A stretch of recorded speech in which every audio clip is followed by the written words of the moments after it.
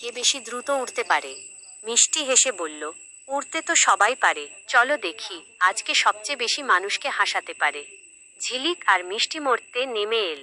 ঝিলিক তার জাদুদণ্ড দিয়ে এক মালিকে এক ঝুড়ি রঙিন ফুল উপহার দিল। মালির মুখে হাসি ফুটে উঠল। অন্যদিকে মিষ্টি দেখল একটি ছোট শিশু কাঁদছে, কারণ তার বেলুন উড়ে গেছে। মিষ্টি চুপি চুপি জাদুর ছোঁয়ায় নীল রঙের একটা বেলুন আকাশ থেকে নামিয়ে আনল। শিশুটি খিলখিল করে হেসে উঠল। সন্ধ্যার পর দুই পরী যখন আকাশে ফিরে গেল, ঝিলিক বলল, আজ ওড়ার প্রতিযোগিতার চেয়েও মানুষের হাসি দেখে বেশি আনন্দ পেলাম। মিষ্টি ডানা ঝাপটে বলল, পরীদের আসল জাদু তো ডানায় নয়, অন্যদের খুশি করার মধ্যেই লুকিয়ে থাকে।